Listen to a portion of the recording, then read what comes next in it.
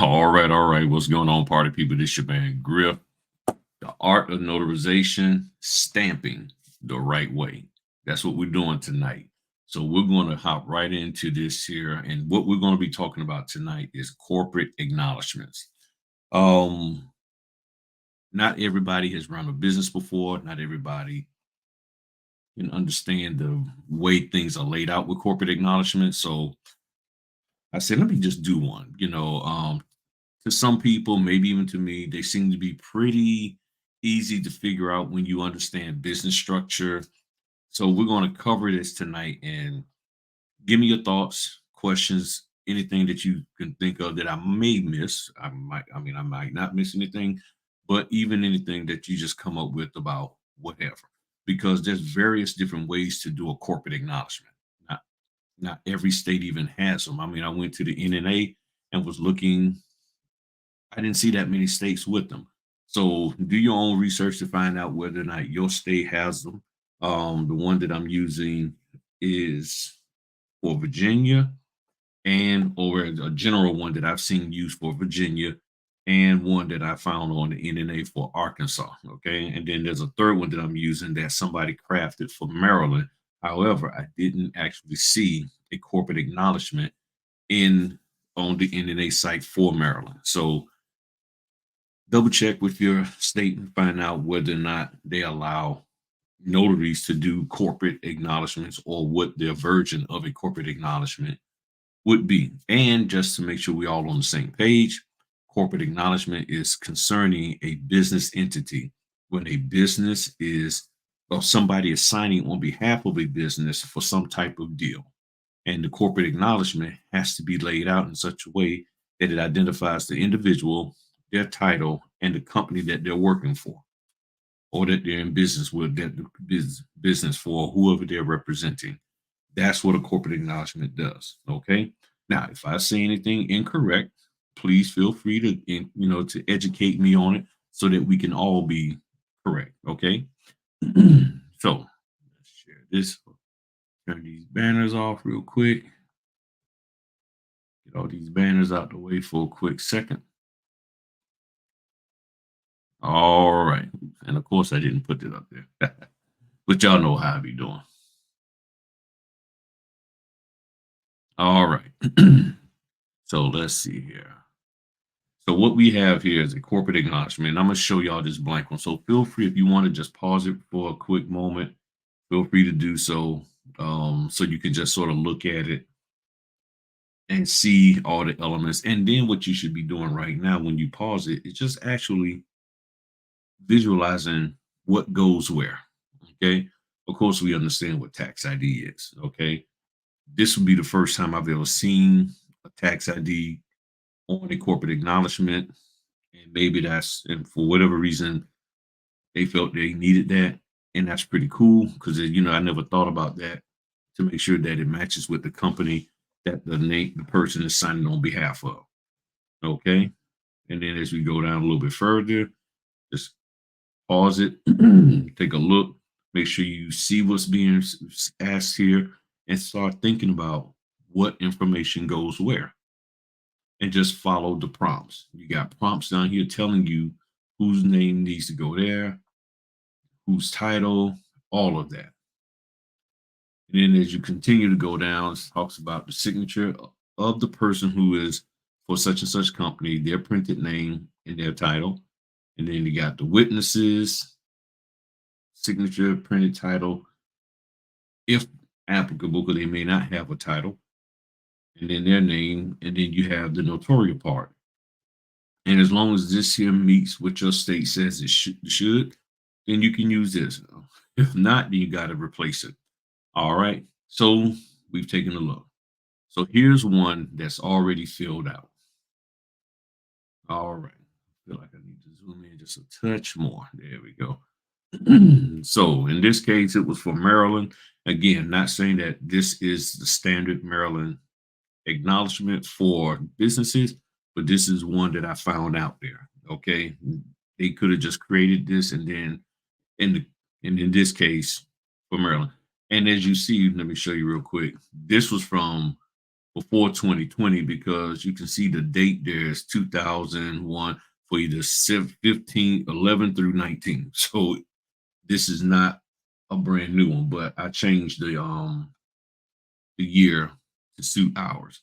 So as you see your county, you can see the date for which you met. And then it says, before me, the undersigned notary personally appeared. Who personally appeared? This individual here, and acknowledges as follows that the undersigned is the blank of blank, meaning the member of WCJ and Associates, and that the fact that it's a limited liability company that is in good standing in the state of Maryland and named as such in the company's corporate charter documents. Then it says that this person, who is the member of the limited liability, so authorized to sign the foregoing instrument on behalf of dot dot dot. Now it could be behalf of WJ Associates, or maybe it could be for a person. That's where some research is going to have to come in on your part to make sure that the people who are receiving the document communicates to you the proper way that they would like it to be structured here for these blanks that needs to be filled out. So I'm assuming that it's still being done on behalf of that limited liability company. Then it says that the signature of the blank, and it couldn't be the name, meaning it must be the title, the member is genuine, and that said instrument duly signed, sealed, and attested, dot, dot, dot. And then it says by who? The person who is supposed to be signing here is Williams Chase Jones. Their member, William Chase Jones, printed name. If there's a need for witnesses, fine. And then the same thing for your notary certificate. Okay. And you do all of that. So that's in a nutshell. Yeah. I know that was pretty quick because this is a video. You can pause it, stop it, rewind it, and look at it again. All right. So here's a corporate acknowledgement that I got from the NNA site. And I've done videos about how to get those. You go, if you have a hotline membership, you will see access to the NNA forms under your My NNA um, account section. Okay. So let's zoom this in some. As you can see, this is the corporate acknowledgement and other representative acknowledgement. So for Arkansas, of course, you see the title. I mean the county on this particular date before me. They want you to put your name here. So let me get my marker up so I can point the stuff. So your name goes here. Then the name of the person who's signing the acknowledgement goes here.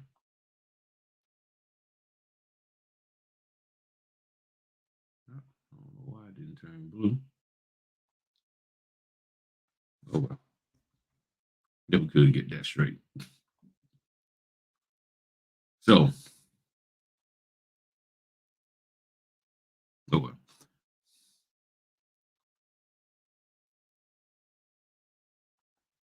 There we go. So the name of that person is here. And then down here, you're going to say whether you personally well known to you or satisfactory proven as such, meaning driver's license, passport, whatever the state of Arkansas would want for proper proof of identity. Then here it talks about the capacity in which the person, this right here, my apologies. This here is showing, talking about the capacity, representative capacity of the person, meaning owner, member, managing member, so forth and so on. What is their role in that company? And then to the entity being represented, meaning the business. So on this date, before me, named before me, Earl Jones is personally appeared, who the person is, Fred Smith, satisfactory evidence was given, who stated that they were the CEO of such and such company. And then you finish filling all of this out. And then the cool part with the NNA stuff, they got directions here, got clear cut directions as to how you need to fill this out. Then the next one is just a generic corporate acknowledgement that the NNA has on their site for various different states to meet at least the minimum requirement that is needed. So you got the state of, county of, on this date, your name, and then the name of the corporate signers, Fred Jones and Ethel Jones, and then whether they're personally known to you or proven to you through satisfactory evidence, ID, credible witness, so forth and so on. And then it says to be proven the person who executed instruments as, meaning what is their title. So here it says their title, because you already got the name over here. Now it wants to know what the title of that person is. Then it wants to know the name of the corporation. Then you sign it and fill it out. And then, of course, there's instructions. So that's it. Again, you can stop this video, play it back, ask questions, so forth and so on. You just fill in the blanks where needed with the information that they need, and then you'll be good to go. So that's it. That's it. Short video, straight to the point to let you know, hey, you can fill out these corporate acknowledgments, make your money, and keep it moving. All right. So if y'all got any questions, put them in the comment section. I will be more than happy to answer them. All right. Talk to y'all later. Peace.